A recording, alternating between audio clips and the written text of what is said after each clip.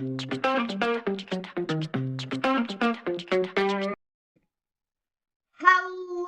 there, you amazing people. Welcome to Rise Up to Positivity. I am Heather, your positive mindset coach, here to help you quiet that negative self talk, build an unshakable positive mindset while creating a more confident and fulfilling life without all that stress and self doubt holding you back.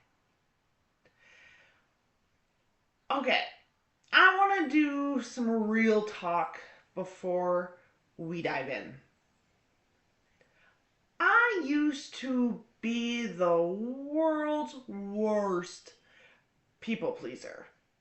I would agree with things I didn't believe in. I would show up for people who weren't showing up for me. I would say yes when every part of me was screaming no. And then I would wonder why I felt so exhausted and so alone. Here's the irony.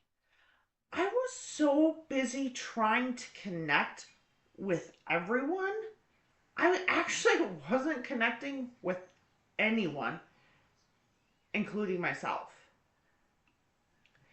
In this video, we're going to be talking about emotional connection, what it actually is, what quietly destroys it, and how to build the kind of relationships that actually fill you up instead of draining you. And trust me, I'm talking to my past self as much as I'm talking to you. Why spring is a season for connection. There's something about spring that cracks us open a little. The walls we built in the winter, that self-protection, the going quiet, the I'm fine when we're not, they start to soften. And we want to reach out. We want to feel less alone. And I think that impulse is worth honoring because connection is one of the most fundamental human needs we have. Not surface connection, not the kind where you ask, how are you? And you both say good and move on. Real connection. The kind where someone knows the actual you and shows up anyway. For a long time, I didn't believe I was capable of that. I spent so many years performing a version of myself, the agreeable one, the low maintenance one, the one who never made things awkward. Because of that, I lost track of who I actually was. And you truly can't connect from behind a mask. You are just performing. So today, we are going to be talking about taking that mask off just a little, just enough to let someone in. Before we get into what builds connection, let's look at what kills it. I've personally done every single one of these multiple times. So you're not alone. Connection killer 1, emotional availability. This is when you're physically in a room, but emotionally somewhere else entirely. I used to do this constantly. I would be sitting with someone I loved, nodding along, and meanwhile, my brain was running highlight reel after everything I said wrong that day, everything I need to do tomorrow, and approximately 17 things I was anxious about. Sound a little familiar? We need to remember that the people that we love, they can feel that absence, even when we don't say a word. Connection killer 2, reactive communication. This one hurt me in a lot of relationships before I understood what was actually happening. Someone would say something that triggered me, usually something that just poked at my self doubt or my fear of not being good enough. And instead of me just pausing, I either snap back or completely just shut down. And neither one of those is connection. Both of them are just fear wearing a different mask. Connection killer 3, the assumption trap. Oh, this one. This was my specialty as a people pleaser. And I still kind of do this today. I'd assume I knew exactly what someone needed, what they meant, and what they were thinking about me without ever actually asking them. And 9 out of 10 times, I was wrong. I was just responding to a story I made up in my head about somebody else's reality.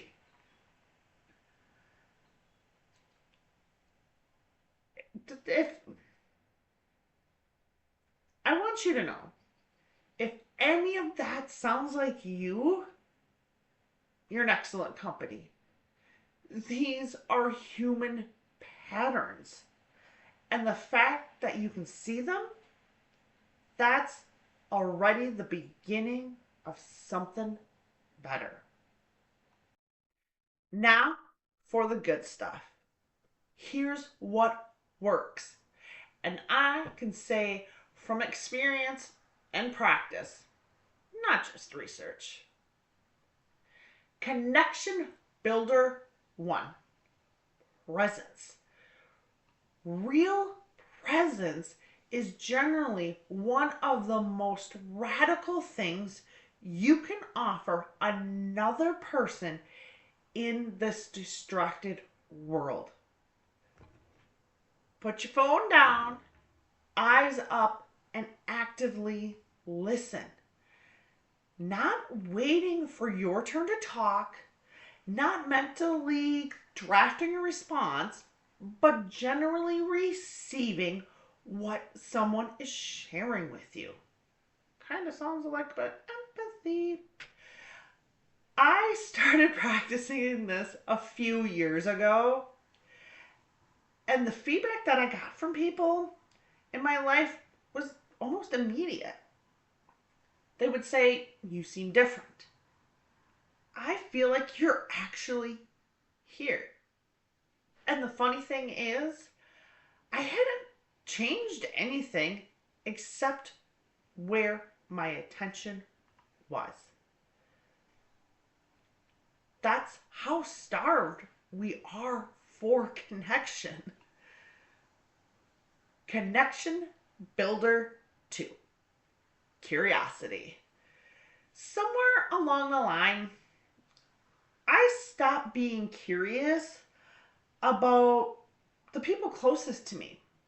I thought I already knew them, and maybe I did, the version of them 3 years ago. But people change.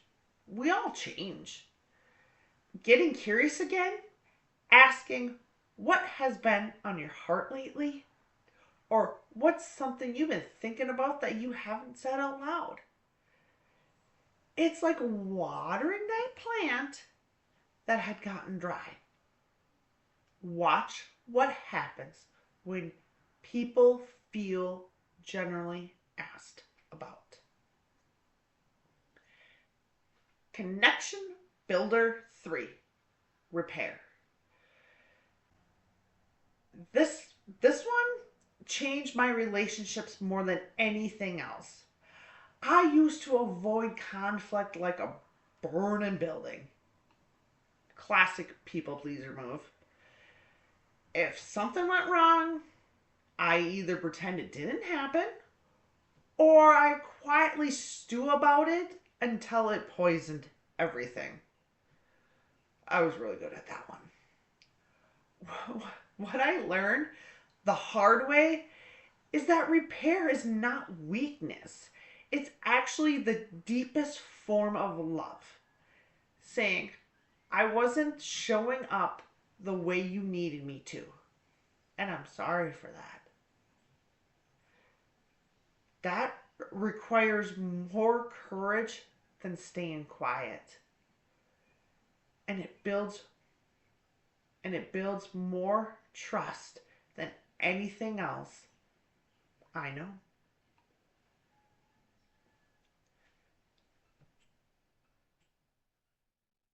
Here's what I want you to do this week. I want you to keep it simple because simple is what actually gets done. Think of one relationship in your life that deserves more of you this season. Not the relationship that's the most broken or the most complicated, just the one that quietly comes to your mind first. The one that makes you think, I could be showing up better here. Got someone in mind? Good. Now, pick just one of the three connection builders: presence, curiosity, or repair. And bring that one thing to that one relationship this week. Not all three, not a whole overhaul, just one intentional act. And then I want you to drop what connection builder that you are going to use in the comments. This just makes the commitment somewhere outside your head. Because what I have learned, intentions that stay private stay comfortable. Intentions we say out loud become real. I would spend I spent years thinking that being a good friend, a good partner, a good person meant making myself smaller so everyone else around me could be comfortable. What I know now is that the most loving thing I can do in any relationship is actually show up as myself, honestly, with presence and curiosity and the willingness to repair when I get it wrong. And that's what I want for you. Not perfect relationships, real ones. Hey, if this resonated with you today, please give it a like. It means more than you know and it helps this channel grow. Share it with someone who's navigating a relationship that needs a little bit more tending to. And don't forget to subscribe and hit that notification bell so that you don't miss out on next week.